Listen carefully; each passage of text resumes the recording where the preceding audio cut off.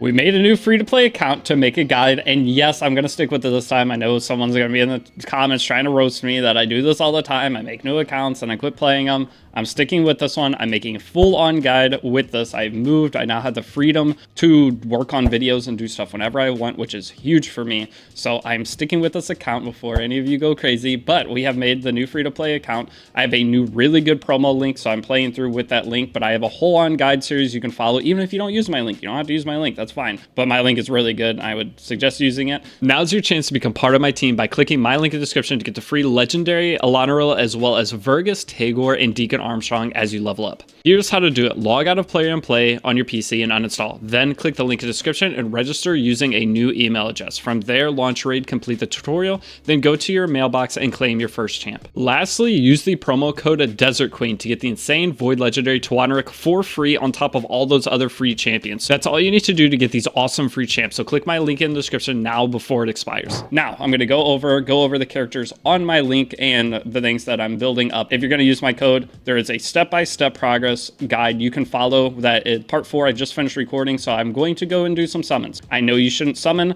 yet unless there's a 2x event. One of the big things, if you guys are getting into raid, you really only want to summon on 2x's. I'm going to go ahead and just rip my 16 just because there's a low chance of me getting something, meaning I will have less stuff for making this guide as possible that you guys can follow along with. But there's also an event I'd like to get some extra stamina from it so I can level up my account because I'm trying to get rank 35. But going in, my progress so far, we're ranked 34. I have cleared through campaign. We're on technically day 4, but doing the guide series, I'm doing things a little bit slower and not to the same like min-maxing that I would a general free-to-play account because I want people to not feel that pressured when going through and kind of complete things on their own time. But we were able to clear all the way up so far with Brutal. I know I'll be able to go and do these stages, but we've been claiming the rewards. I full cleared both hard and got the summon from. I'm going to save the summon though for 2x. Don't worry, I'm just doing the ancients because if we get lucky, it could be really cool. Now, going in, we have our clan boss. I haven't messed with that too much, and faction wars, just the basic faction wars is all I finished. I need to make sure to do that because reset's about to happen.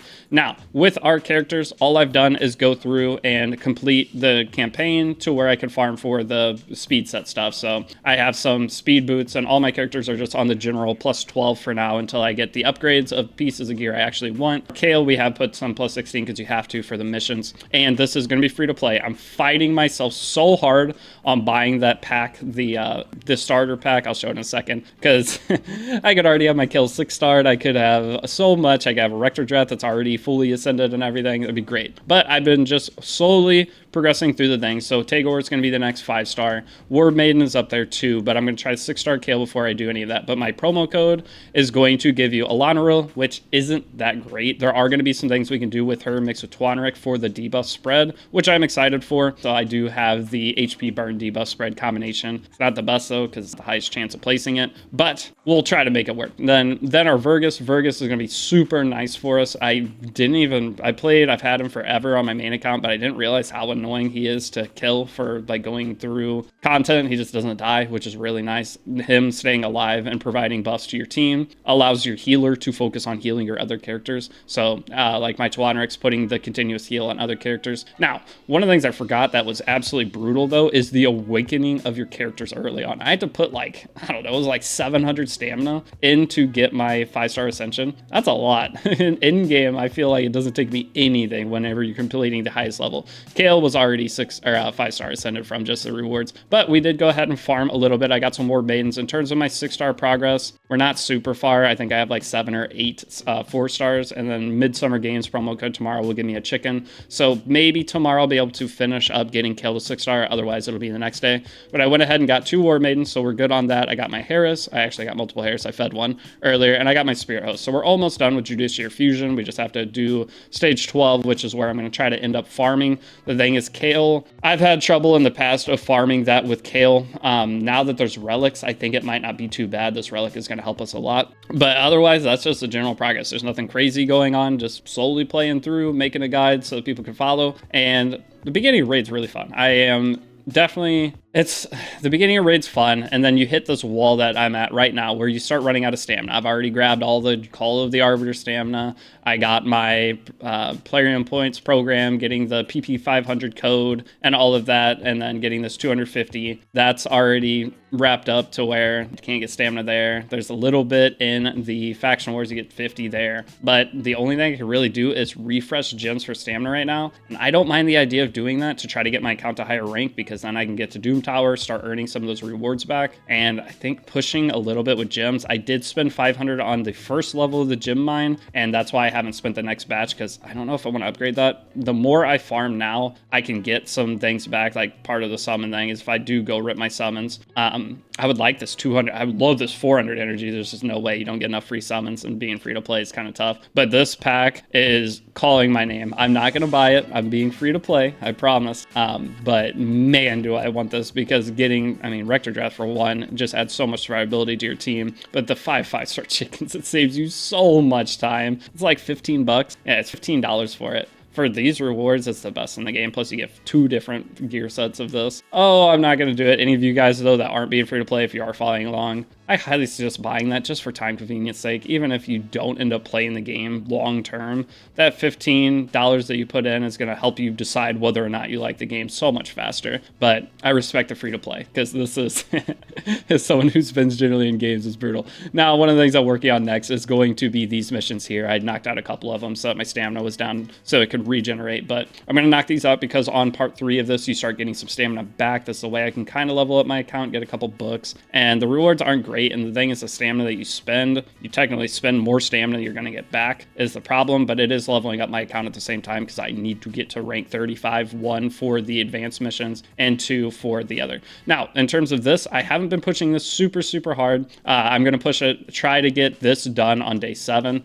and then get to the part 2 missions. But on day 7, getting through all of this, I don't know if I'll have enough stamina to. I'll probably have to use my gems for refreshes, which is fine. But I want to get to Fused Judiciary before my keeps close, because those keeps being open for first 7 days, massive. Some people come in and they go absolutely balls to the walls, but the problem with making a guide is people are going to be casual players. Most people that are going to be getting into the game, they'll play one hour a day, and that's it. That's all they're going to have time for. They can't just sit and grind for 12 hours to get through all these missions like content creators and other people do. And that's one hard thing about making guides, is keeping in mind that people's time is, it's valuable. There we go. There's the word. So now let's go ahead and we're just going to do our summons and call it a day. But this will be the first episode. I'm going to be making a series with this free-to-play account where, 1, the guide, but 2, little off videos like this to where I'll show off the progress. We'll do our summons, because I won't do any summon for guide videos, and then just whatever else comes up along the way. In terms of these characters, I'm not sure which one I want to go for. I would like a damage dealer. I don't really want to summon on any of them too much, but this one having a provoker could be kind of nice. Let me decide. I'll come back in just a second and give my opinion. The only one I was like kind of considering is going for Kiro, just for the Mikage fusion. Having her done, it puts me way ahead. There's the chance of getting any of these. It's a progressive rate up, so I'll just let you guys know, if you don't have a million summons, I've done like 30 to 50 progressive rate up summon sessions on my main account with quite a few summons each time, and I've only ever gotten one. It was Wixwell, which is actually a good one to get, but otherwise I've never gotten the character I picked for the progressive rate up. Okay, I've made my decision after looking around a little bit. I'm going for Snicktrack. He's the character I like. I don't have him on my main account, so we'll just throw him on there. The chance of us getting him is basically 0, and I am going to do my 2 Void Shards. So when you do your early Void Shards, one character that if you get Cold Heart, your account just takes a massive boost. So not really at first, but after playing for like 3-4 weeks, that's when Cold Heart really comes in and super effective. But for right now, Krisk is on here, and imagine getting a Krisk on a new account. That could be super cool. So we'll long shot it. Maybe we get lucky, maybe we don't. But I'm going to go ahead and do the 6 single pulls, and then we will do the 10 pull, and then we'll do the 2 voids. It's obviously single. So going in, doing 10 pulls versus single pulls, by the way, doesn't change anything. And with this extra legendary event, again, it's not the best. You should try to wait for either guaranteed champion events, or you should go for the 2x events. Those are the best 2. This one, if you get super lucky, lucky, then you're good to go. If you're close to Mercy, so there's a Mercy system in this game. I believe it's 200 summons for all shards, except for Sacreds. I'm pretty sure it's 200 for all shards. Correct me if I'm wrong in the comments, any of you guys watching that do know. If you're close to Mercy, that means it's like a pity system in the game. When you do X amount of summons, you're going to end up getting the character at that point. And if you're close to that, doing these can be good because you'll just get a bonus one on top of it, but it's hard to keep track of that. So I do not suggest doing this 99% of the time. I haven't even got an epic yet. Don't suggest doing this 99% of the time. If anything, always just try to save for 2x. It's going to be better. And if you want to just summon. Who cares? You don't have to have the max efficiency. That's one thing that people forget playing these video games. They're just video games. But this is going to be, most people, it's just something they do when they get off work for, again, an hour at most. So if you have some summons and want to rip them and get a little bit of enjoyment out of it, do it. Who cares? Okay, so going in, don't listen to everybody trying to min-max your account. I'm becoming a very casual gamer. All right, can I please at least have a purple? Frost Banshee's really good. Arndolf. I got two. Okay, so these are actually two characters I don't know too well. But looking at this, Frozen Banshee can be very good. I probably will end up building her. She has poison sensitivity, which is going to increase the damage that your poisons do. So we have War Maiden, we have Kale. She pairs very good with Kale. And then she has a fill the turn meter of all eyes for each debuff on target. This can help you get extra turns to push up your team. This on a 3-turn cooldown once you skill her up, which is good. Every 3 turns she can smack into that. And this is one enemy 2-time hit. And then each hit has an 80% chance of 5% poison debuff for 2 turns if they're under poison sensitivity. So you would like to have a debuff extender when you're using her to extend the poison sensitivity, because this is on goes down to 3-turn cooldown, but it's a big investment. But she can be fantastic for new accounts, and I definitely will end up utilizing her on this account unless I get something crazy. Now, Apothecary, insane. This is the best by far. I might have gotten him in the other summons, but this character, very, very good. Basically, he used to be considered like a 5-star hidden in a 3-star body, but he gives increased speed to your whole team. Maybe got nerfed, I don't know. But heals a target ally with 35% HP. This heal cannot be a critical, and then attacks 3 times at random. So he has a 3-hit skill. He's just very simple and very good, and then fills the turn meter of all eyes by 15%. So he's boosting up your team on top of that. He's just a super, super good character with really low cooldowns. So he's another character I'm going to end up building. So no matter what, 2 of these characters are fantastic already. Now I'm going to check out these 2 because I don't know this already looks bad, but I don't know the epics of this game too much on my main account. I know some, the ones that are really good, but my main account, I did pay money, so I had basically all legendaries all the time. So this free-to-play experience is going to be very challenging for me, which makes it fun. I'm not the most experienced raid player. I'm playing like a year, so there's a lot of things I still have to learn. He has a provoke on skill 1, attacks on me 70% chance on a 3-turn cooldown for weaken and fear. I mean, I'll use them for faction wars. It's not the worst. Place a 30% reflect buff on all eyes for 2 turns. Also place a counter attack buff on his champion. I'll use him for faction wars. He'll be faction war character. And then we got Freynox. She has a buff steal ability, and it's a 3-hit. This is a 1-hit, 100% more damage against targets without any buffs. Doubles your damage if they don't have buffs. Don't see me using her. Maybe for faction wars. And lastly, attacks one enemy has a 40% chance of placing decreased attack. So it's all single target enemy attacks. I don't really care for it. Places a block buff debuff for 2 turns. Target has no buffs after this attack. I don't care for it.